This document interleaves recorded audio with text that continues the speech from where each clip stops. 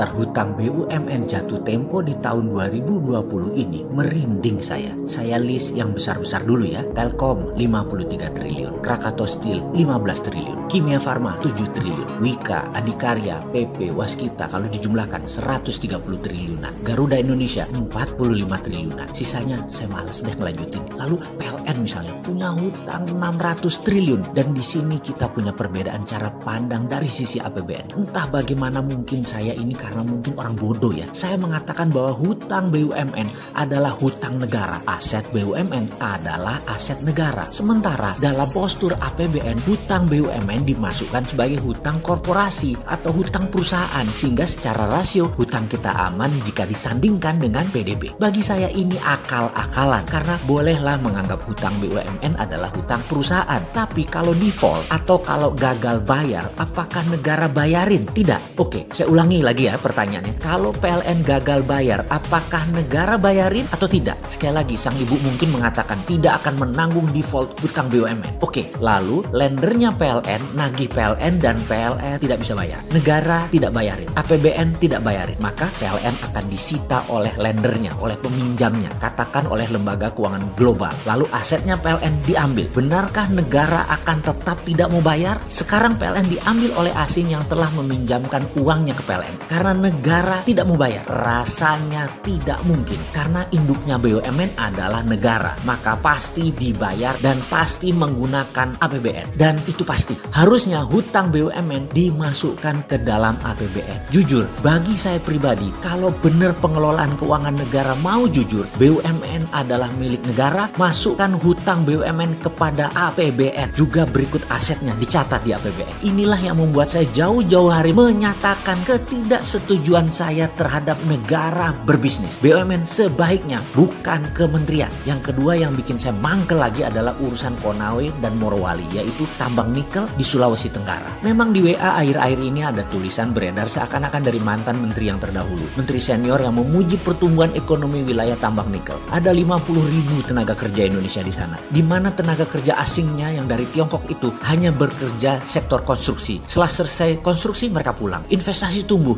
dan pendapatan daerah menjadi tumbuh luar biasa. Begitulah dia menulis. Tadinya saya mau diam aja, tapi kok sepertinya jadi kayak bener tindakan itu. Ya terpaksa kita buka-bukaan lagi. Pertama saya minta izin dulu ya. Urusan tambang jangan ragukan pengetahuan saya walaupun hanya sedikit. Namun dua perusahaan tambang saya yaitu CaOH 2 kali atau kalsium hydroxide dengan kapasitas 100 ton per hari adalah sebuah pengalaman panjang sejak tahun 1996. Kemudian pabrik litium kecil, belum skala komersial, namun cukup buat memahami apa itu dunia pertambangan, smelter, hingga proses pemurnian sampai finish produk. Pertanyaan pertama, apakah smelter nikel Konawe itu sampai pada tingkat finish produk atau hanya merupakan aktivitas untuk pembersihan impurity saja? Maksudnya bagaimana? Menurut saya smelter modelnya di NPI atau nickel pig iron itu akal-akalan Tiongkok. Itu mesin banci, bener, mesin banci, hanya membuang silikat dan unsur-unsur pengotor lainnya yang tidak memiliki nilai ekonomis. Namun nikel, fero, lithium, kobalt dan mineral rare earth lainnya dalam fraksi yang sangat kecil tetap tidak terbuang. Ini terangkut, jadi masih terkandung di dalam logam raw nikel ini. Saya katakan raw atau mentah karena by all standar kadar nikel di dalam NPI ini sangat rendah jika kita menggunakan benchmark produk ferronikel sebagai standarnya. Sementara yang dibayar dari produk NPI nickel pig iron ini hanya percentage kandungan unsur nikelnya saja yang notabene kecil kandungannya. Sementara besi atau ferro yang menyertainya tidak dihargai walaupun persentase kandungannya sangat besar. Tentu saja mineral-mineral ikutan lainnya pasti tidak akan dihitung, termasuk juga mineral rare earth dijual dengan gratis. Dan inilah asli yang terjadi saat ini. Indonesia kehilangan sovereign asetnya kalau itu dilakukan. Oke, begini melihatnya lagi. Dan ini boleh tanya kepada seluruh ahli pertambangan mineral. Dalam setiap pemeriksaan dan analisis terkait isi atau konten mineral pada setiap laboratorium uji, katakanlah itu Sukovindo atau lembaga asing yang punya standar perhitungan atas isi kandungan material tadi, selalu dihitung berdasarkan ppm atau part per million atau persen berat, di mana yang dihitung hanya mineral yang memiliki ukuran tertentu dalam range yang terbaca oleh alat atau metode pengukuran. Sedang ukuran mineral yang berada di luar range serta tidak terbaca oleh alat atau metode analisis ini dianggap nol, artinya tidak komersial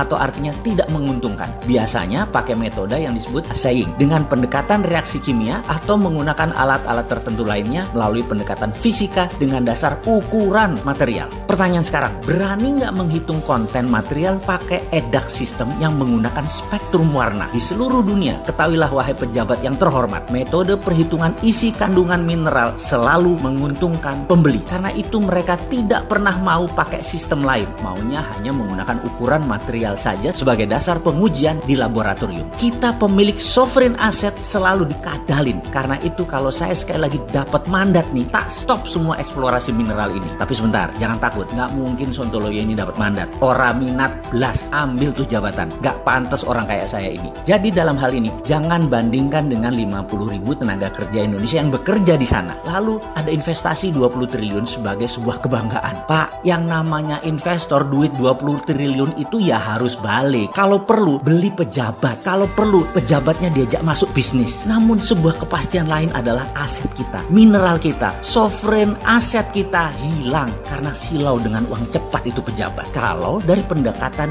income statement sekarang, kehadiran investasi asing merupakan subjek pajak dan royalti terkesan sangat menjanjikan. Namun coba lihat dari kacamata lain, untuk setiap material seperti biji nikel laterit ini, jangan hanya dilihat dari komoditi dagang atau trade commodities. Coba lihat dari kacamata mineral strategis. Mineral strategis pendekatannya bukan komoditi dagang yang dicatat sebagai revenue dalam income statement negara, tapi dicatat sebagai sovereign asset yang ada di balance sheet negara. Kalau dicatat sebagai sovereign asset, manfaat nikel di Morowali dan Konawe bukan untuk 50.000 orang, tetapi buat 5 juta manusia Indonesia. Lupa, tapi pejabatnya yang jadi pengusaha nggak dapat apa-apa. Maaf, lanjut deh lo, monggo, kata dia. Ya mending buat 50.000 orang lalu dibungkus propaganda agar terlihat pahlawan. Walau aset hilang, kan rakyat nggak tahu apa-apa tentang sovereign asset ini. Rakyat toh masih bodoh. Bahkan dikasih duit 400.000 per hari untuk ngebuzzer yang kesannya beda dengan apa yang dijalankan pemerintah. Pokoknya serang, banyak yang mau.